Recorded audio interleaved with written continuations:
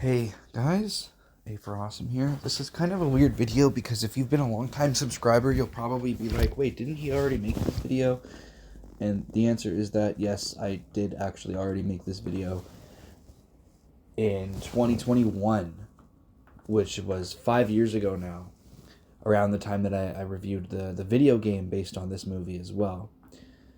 But the truth is, I'm working on an upcoming collaboration video talking about the third movie with the same YouTuber who helped me with who collaborated with me on my review of the second movie, and I felt like going into that I wanted to have a video up so that the whole trilogy was up.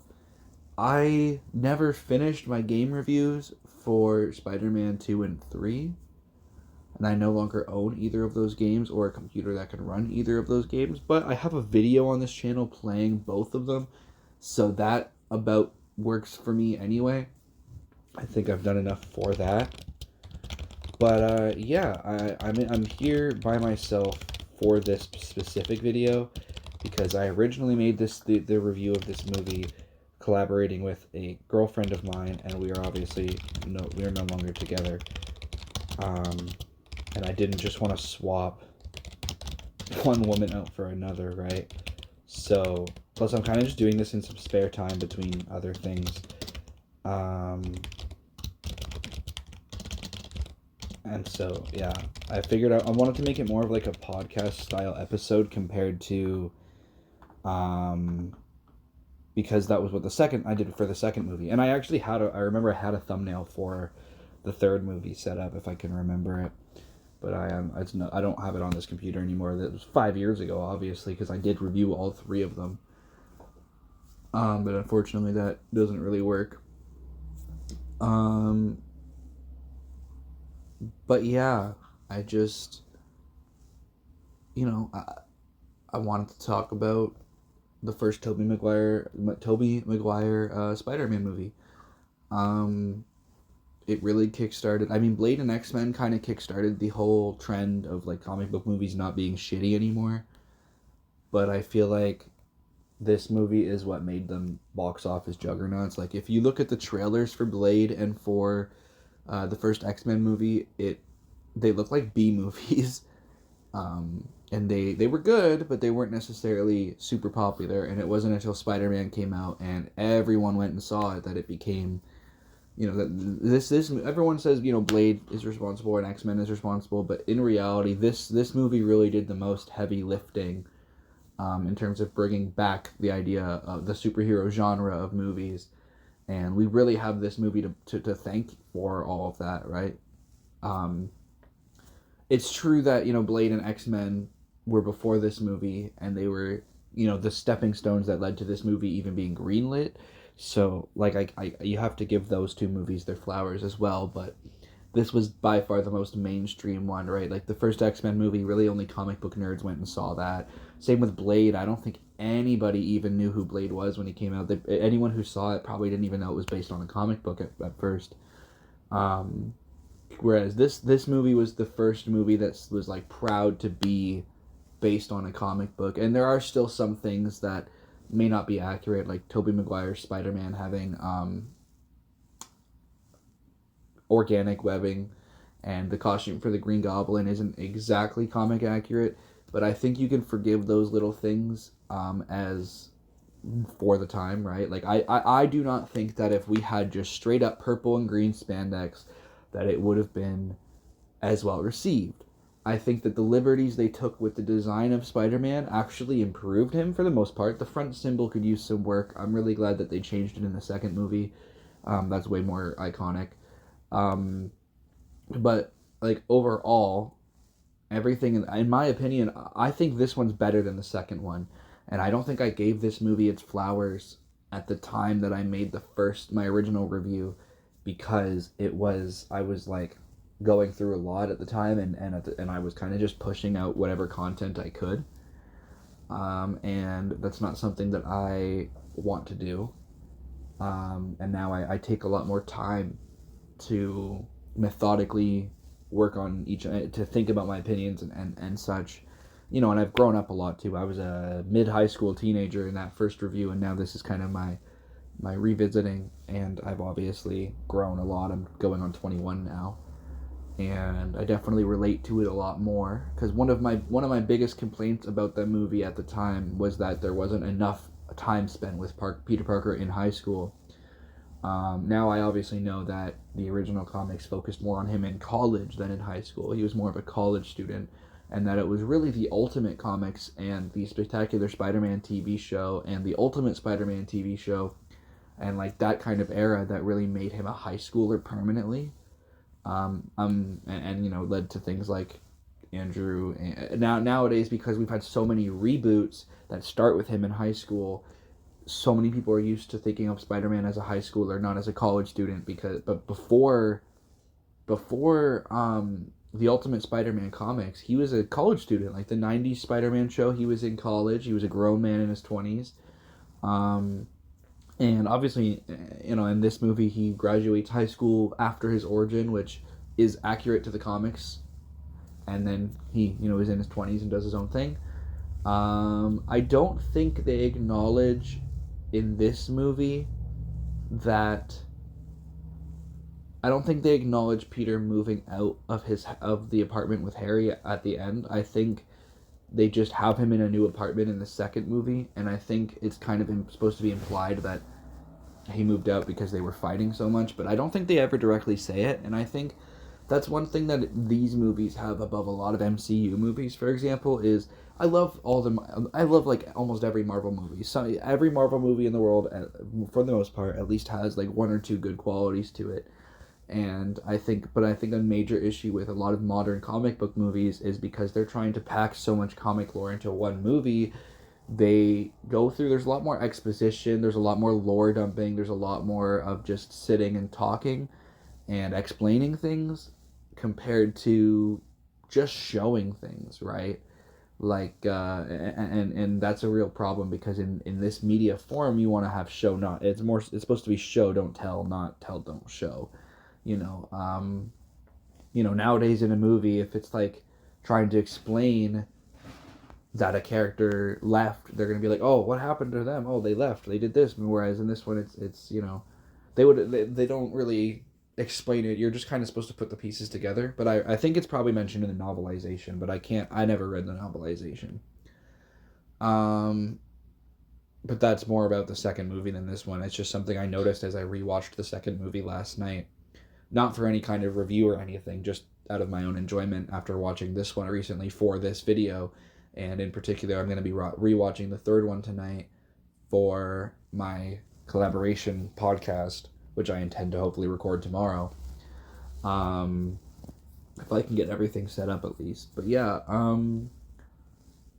I really, really, really, really, really enjoyed this movie, and upon rewatching them like back to back, basically, I think I like this one more than Spider-Man 2. I know that is like a giant hot take, and people are gonna like hate me for that, because Spider-Man 2 is considered like the best Spider-Man movie ever. I honestly have always thought it was a little overrated. I've always thought Dr. Octopus was honestly a little overrated as a villain. I think the Green Goblin is a much more interesting villain. I think that Dr. Octopus matches with Spider-Man in terms of they both have 8 legs and like that kind of idea. Even Venom, I think, matches the duality of Spider-Man a bit more, but I think the Green Goblin is just such a personal enemy for Spider-Man, and like, I think the second movie, this first movie has Green Goblin, like, he's going after Aunt May, he's going after Mary Jane, he's like a monster. And then the second movie just kind of has cheap imitations of the exact same things that happen in this movie, in my opinion, right? Like, you have Dr. Octopus going after Aunt May, and he does it for no reason. He just goes, oh, this is a random old lady. Whereas when Goblin goes after Aunt May, it's because he knows who she is. And that's what makes the Goblin such a threat, in my opinion. He's a much scarier villain than Dr. Octopus. And that fight at the end, it brought me back when I watched it with my wife. I was just like astounded because at how brutal it was. Every time I'm astounded at how brutal it is. And I think, unfortunately, the second and third movie don't really live up to the personal stakes of the first movie. Almost every book movie nowadays has like end of the world stakes, and you feel like it's like, oh my god, we have to stop him or it's the end of the world. This movie has a really personal conflict, right? By the end of the movie, the Green Goblin has already accomplished everything he already wanted to do.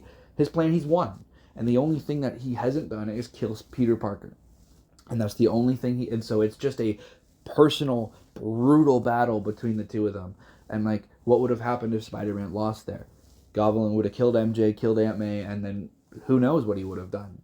And the fact that it's such a, at the moment, you're not even thinking about that. It doesn't even cross your mind, because all you can think is that this guy's been like Spider-Man for like, I think 3 months at that point. He's not even, and boom, and it's just, it really hits you in the feels. It's such a brutal fight. You really feel, it reminds me a lot of the scene in Homecoming where the building falls on Peter, where you can really feel that this is like, even though he's like a 30-year-old actor, you can feel like this is supposed to just be a teenager just getting his ass handed to him by someone way stronger than him.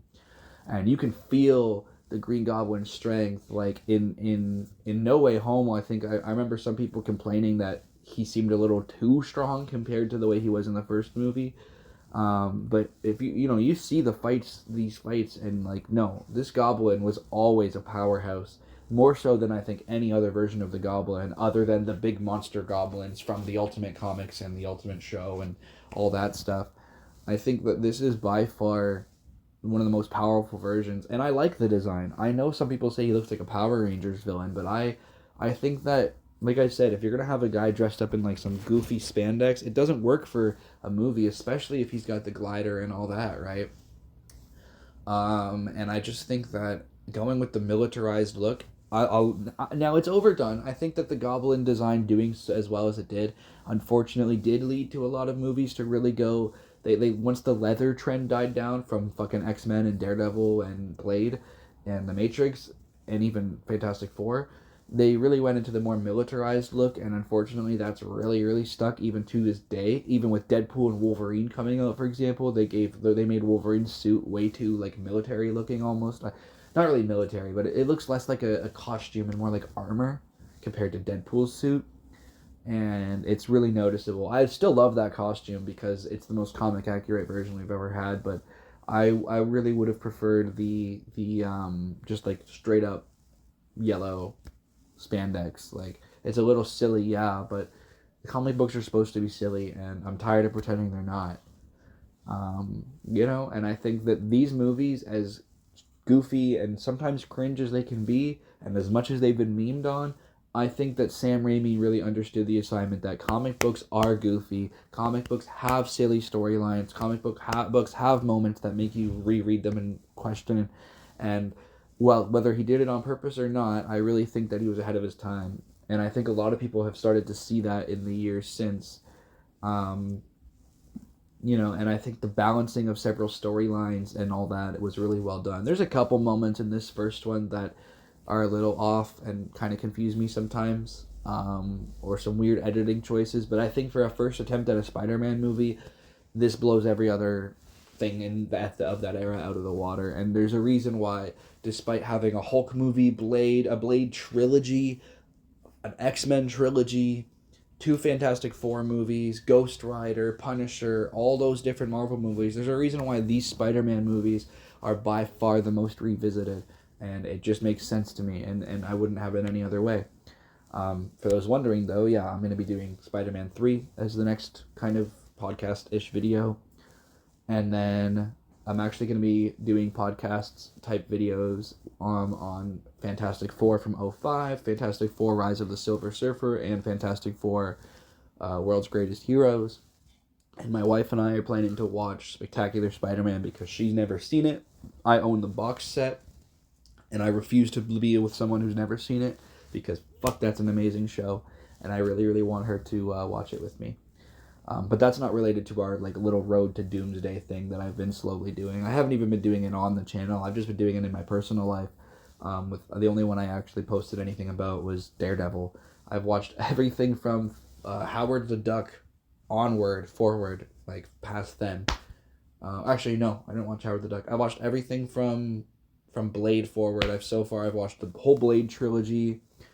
The entire X-Men trilogy, X-Men First Class, X-Men Origins Wolverine, X-Men Apocalypse, X-Men Dark Phoenix, um, Captain America: The First Avenger, the entire Agent Carter TV show, all the '90s cartoons. Actually, no, I take that one back. I haven't watched those in about 2 years now. X-Men Evolution. I did watch the entirety of X-Men Evolution for the first time. That's a great show, and I see why people want it brought back. And a 2004 Punisher, who does appear in Spider-Man 2.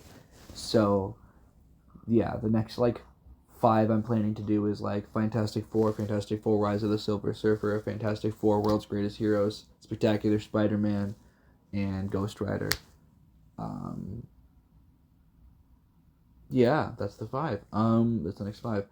I don't think I'm gonna make any kind of posts about Spectacular Spider-Man or Ghost Rider though, just because I'm watching those in my personal time, or instead of where I've already made YouTube short. I've made 2 community posts, a Wattpad review, a website review, and the YouTube shorts on everything from Fantastic Four. So I felt like I feel like doing a collaboration podcast is like the only way to make it new and original.